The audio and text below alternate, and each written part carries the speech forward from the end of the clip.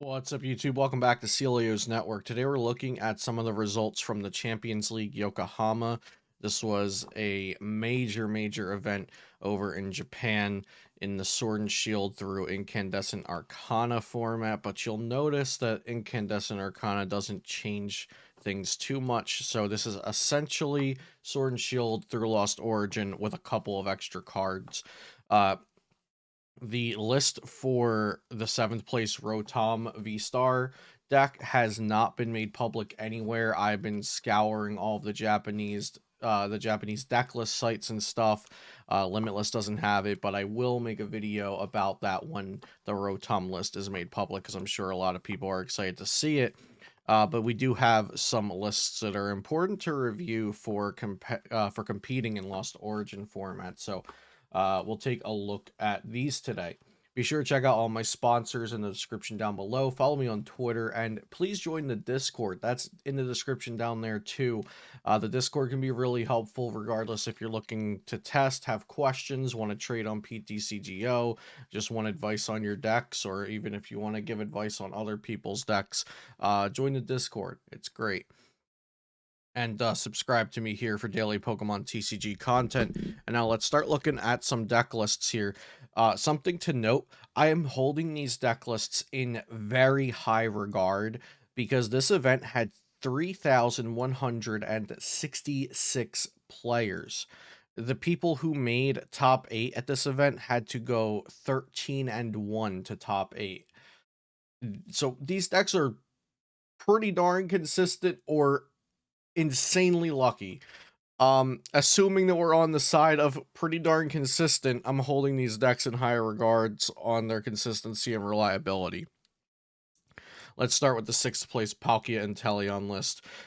Spoiler, all of these lists will have capture energy in them.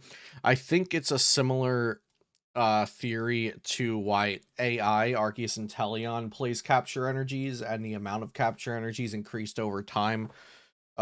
Because, like, getting down turn 1 Arceus plus an energy is super duper important.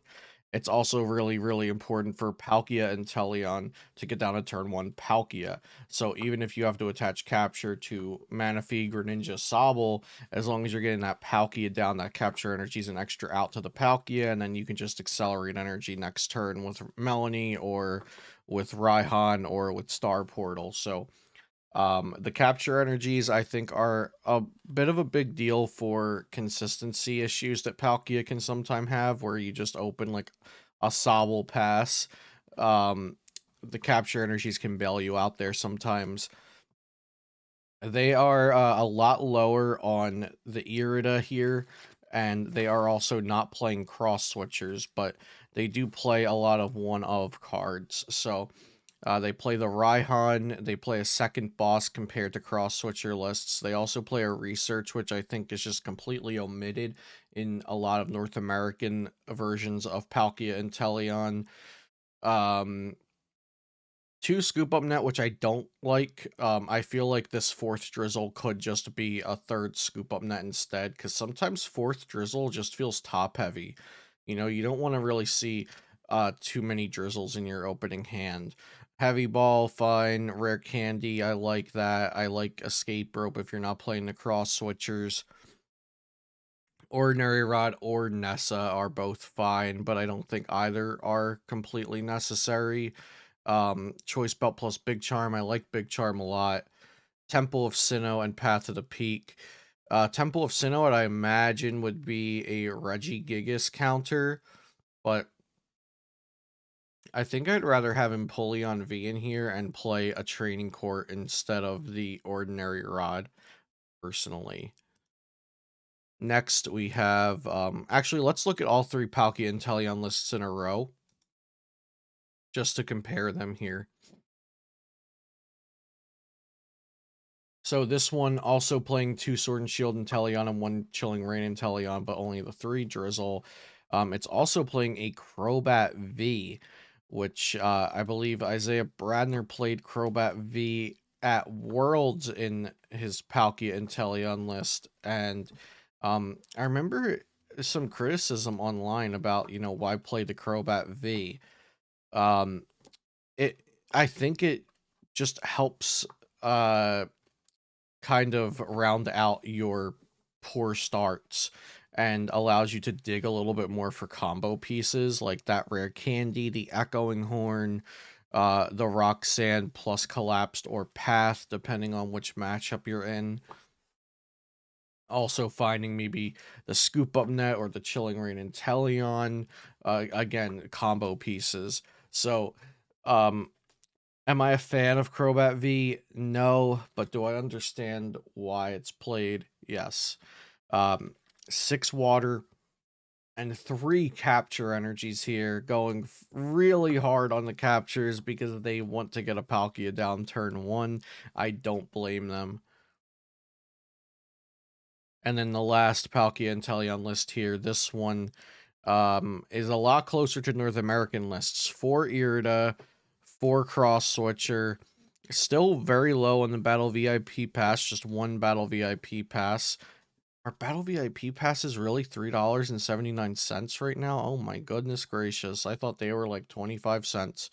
I need to go look for my Battle VIP passes. Trading Court Path of the Peak, I also like that. A lot of Ordinary Rod, so maybe I could be missing something on why Ordinary Rod is more important now than it was. Maybe for Radiant Greninja, maybe Manaphy. It might be Manaphy, because of all the Mirage Gate decks with Greninja that can do it multiple times. If they boss up Manaphy, knock it out, or mirror matches that Gust and canceling Cologne. So I'll go with the assumption that the Ordinary Rod is there for getting your mana feedback, probably. In which case, sounds fine. And again, 1 capture energy in this list. Let's go back to the 5th place list for Mew V Max. Now, they do have V Guard Energy. This is going to be a card not available in our Lost Origin format. This will come out in Silver Tempest. It says that the V this card is attached to takes 30 less damage from attacks. So let's just ignore that for now. They are playing 1 Deoxys, which does 160 if it has a fusion energy attached, so it can knock out other single prizers, and they are playing double Meloetta. Now, they are also playing 3 Lost City. I think that helps a lot versus the single prizers. I like this going into a single prize meta a lot. The triple Lost City. The Pokestop version of the deck kind of relies on Pokestop being there uh, to really make sense for the whole build of the deck. So it's hard to take out more than 1, maybe 2 Pokestops in Pokestop Mew to add in Lost Cities. I think maybe you drop the 4th Pokestop and something else for 2 Lost Cities and play 5 stadiums potentially, which, it's also good to have extra stadiums in Mew because that's less times you're going to lose to Path to the Peak. So I think Mew is still very good. Its success in tournaments is probably going to be based around how many people actually tech in the Drapion V. And spoiler alert, I believe Drapion V is in 0 of the lists we'll look at today. I don't know about 7th and 8th place, but from 6th to 1st, nobody's playing Drapion V. 2nd place, we have Lawson Box. Now, this is what my testing group and I are now colloquially calling Yokohama Box. And there's also the Singapore Box, and these decks are very different. So I'm actually going to pull both up so we can discuss their differences here. So here's Singapore, and here's what I'm calling Singapore Box. You'll see this deck plays Radiant Greninja and Mirage Gate.